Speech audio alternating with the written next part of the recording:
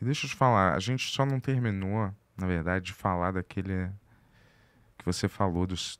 Tava no meio, mas a gente desviou para outros assuntos. Tava no meio do negócio, você falou que você teve aquele desmaio.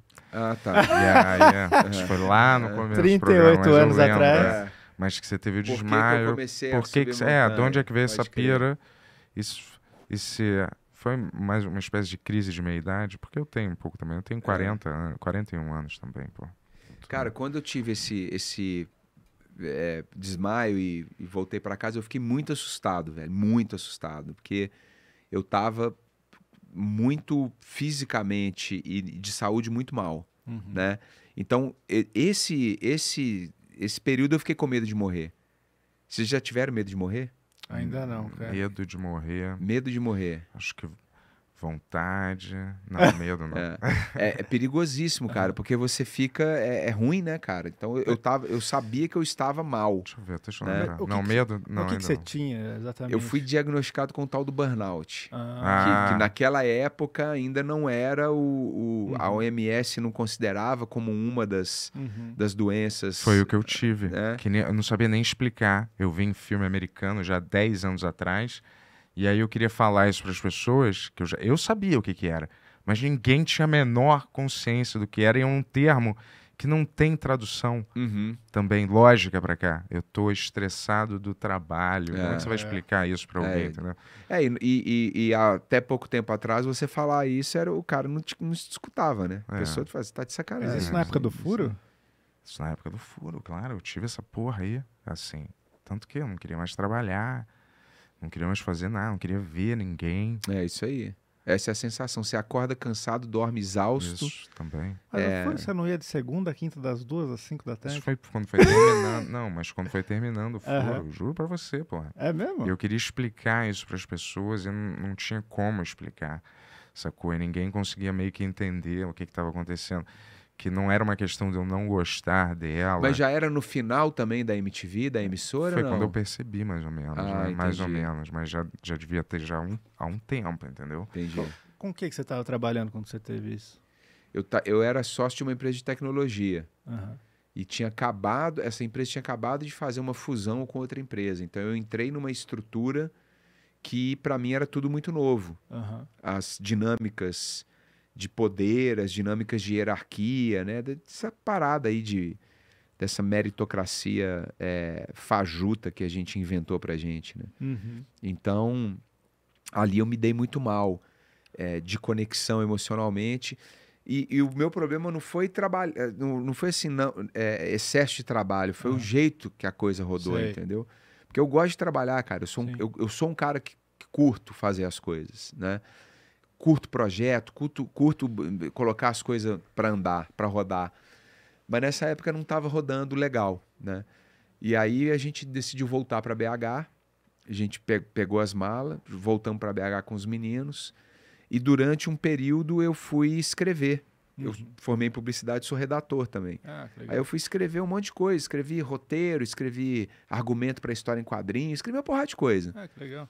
E fui escrevendo roteiros até chegar nesse roteiro desse programa de TV. Que eu falei, cara, eu vou ser o protagonista dessa porra. Eu vou reinventar minha vida escrevendo o roteiro, sendo o protagonista, aprendendo a escalar, desenvolvendo as habilidades e arrastar a minha família junto, entendeu? Maravilha. Aí É foi assim assim tem que que ser rolou, mesmo, cara. demais. Puta empreendedor. Quando você bate essa crise aí, o Yuri se adiantou um pouco, ele ainda tá chegando nos 40. Mas eu já cheguei e bateu pra mim também. E o Yuri já tinha percebido uma percepção, acho que antes. Falou, porra, eu quero fazer meu próprio negócio, não quero mais trabalhar pra ninguém, entendeu? Sacou que é um saco. Vocês estão. A parceria de vocês já tem quanto tempo? O Benhur? Um ano, né? Não, desde que você se conhece. A de gente se rua e conhece há tal. 1000 anos. 12 já. anos. 12 anos. É. Mas a gente tentou fazer uma coisa lá atrás, no Megaforce e tal, mas acho que da gente conviver do jeito que a gente convive, assim, nunca foi tão assim, né? Dá prazer conversar com pessoas como você, sabia? Juro. Porque precisa de coragem, né? Força para você escalar um lugar, sobreviver em condições adversas, entendeu? E aqui a maioria dos nossos convidados, né? Uma puta geração Nutella do caralho, que não ia aguentar nada, né? Ela começou falando mal do estúdio, agora dos convidados do programa. A maioria é muito legal, mas eu vou te falar, muitos são essa geração que não aguenta a diversidade, que a gente conhece muito bem, né? Eu chamava de millennials, né? Mas eu descobri que nós somos os millennials, mas eles são a geração Y ou Z, sei lá, alguma coisa Z. Sim, mas eu falei isso só porque eu acho demais quando é um cara que é, tipo, sabe? Um cara que tem uma profissão mesmo, que, sei lá, que não é... que exige você, sabe, sacrificar o seu bem-estar. Porque pra mim, por mais que eu admire, eu acho que a gente tem um certo talento para se comunicar, né? E isso é um talento, até você ter uma verborragia, conseguir ficar falando às vezes, pode ser considerado um talento, porque nem todo mundo tem. Mas eu vou te dizer assim, sentar aqui e ficar conversando, eu posso fazer isso de graça num bar, eu não me sinto assim, mas um cara que tá no exército, saltando num paraquedas e pá, escalando uma parada, eu fico com uma inveja do bem, assim, uma inveja assim de... Por que eu não sou isso também? Ou será que já acabou? Ainda dá pra eu ser isso? Você pode, lá, Pode. ele começou com 40. Sim. Aí, cara, tem uma coisa assim, o que vocês fazem normalmente é a ponte para incentivar outras pessoas a conhecerem histórias e tentarem projetar alguma coisa ali, né? O que faz a gente se mover é conexão, cara, é conhecer gente. Sim. Eu só consegui fazer o programa no canal Off porque eu conheci um cara que me apresentou o diretor executivo do Off. Eu Verdade. conheci esse cara com 21 anos de idade. Quando vocês estavam na MTV, eu conheci a Penélope na mesma época que eu conheci um monte de gente lá, porque a Penélope foi a Belo Horizonte para ver um show e ficou hospedada lá em casa. E na época que meu pai morava lá em casa. E ela ficou apaixonada com meu pai, ficou muito amiga do meu pai e a gente desenvolveu uma amizade. A partir da Penélope eu conheci um monte de gente na MTV, dessa época aí, que me ajudaram no processo do Sete Cumes, que é o nome do programa. Que legal. Né? Então, assim, essa conexão que você faz durante seu processo ali de... Pô, não interessa, cara, faculdade, escola, onde quer que seja. São conexões que se você rega ali a plantinha, né? Tem jeito, cara, você vai sair do lugar. Eu concordo, eu discordo totalmente do Benção de falar que isso aqui não é importante, ou de, tipo assim... Como assim? Eu falei que não é importante? Sentar e falar qualquer coisa, não é, pra mim não é qualquer coisa. O que a gente faz, e eu não faço só isso não, também. Quando são coisas criativas e movidas pela criatividade, são coisas diferentes. Mas assim, sentar e conversar, eu não estou desmerecendo o ato de ser um programa, mas eu estou dizendo assim, não me parece ser uma coisa, né?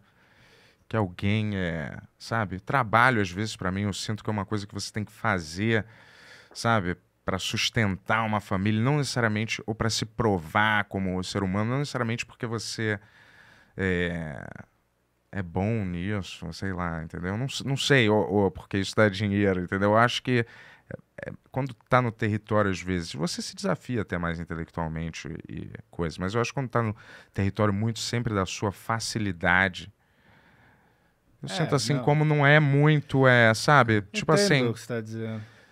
quando você tá, sabe? Quando você tem sabe?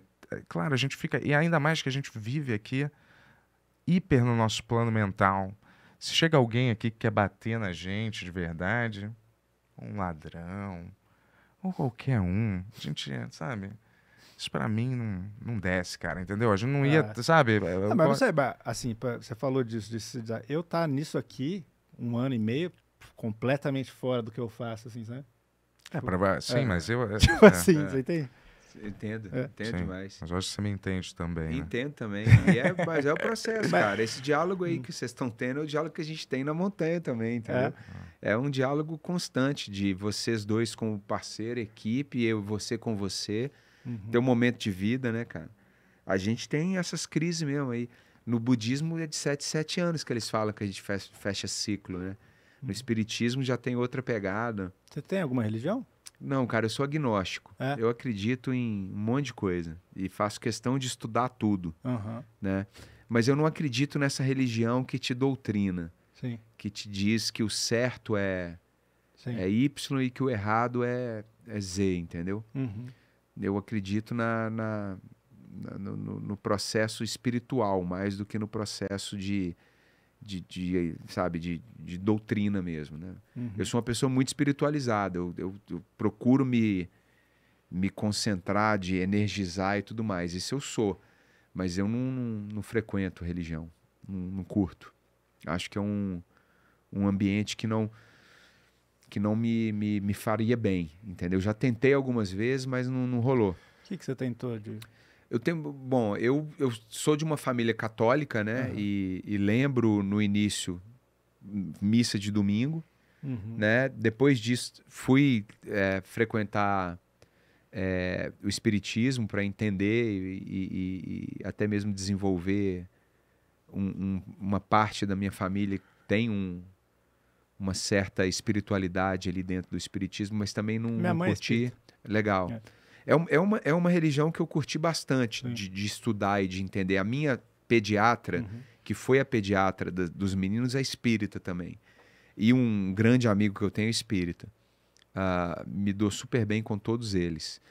E recentemente fui estudar o budismo, que foi uma coisa que me pegou. Hinduísmo também cheguei a estudar. Eu tenho uma Ganesha aqui, uso... Entendeu? Eu gosto de símbolos, mas eu acho que é muito mais relacionado ao que a história conta, né? E muito mais espiritual do que você entrar numa igreja e escutar um cara falando 200 coisas na sua cabeça e dizendo que você tá errado porque você usa barba, entendeu? Porra, isso não rola. Essas religiões institucionalizadas, assim, criadas, né? Desse jeito dogmático que eles ficam tentando implementar, sei lá, a religião deles é um jeito que estimula muito a alienação, que você, né, fica ali numa bolha ridícula, estimula também a falta de questionamento, você nunca pode questionar por que isso é assim, não, porque isso é assim e você tem que aceitar só, entendeu? Tipo, as coisas são desse jeito, então, porra, estimula tudo que é meio negativo às vezes, Total, né? cara. Claro que você pode não ser estimulado por isso, sim. mas... E é uma dinâmica que durante um bom tempo foi necessária no mundo, não certa, né? Não estou dizendo que é certo, mas foi necessária para controle de massa mesmo, né? Religião, historicamente, é um instrumento de controle de massa, né? Para não deixar a coisa degringolar, né? Não deixar...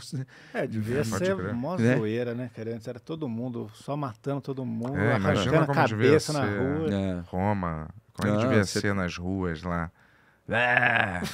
Todo mundo estuprando, todo mundo cortando a cabeça do controle cara. de massa. Ei, você me empurrou, vou matar sua família também. E vai lá, acabou. Aí. Chama a polícia, não existe.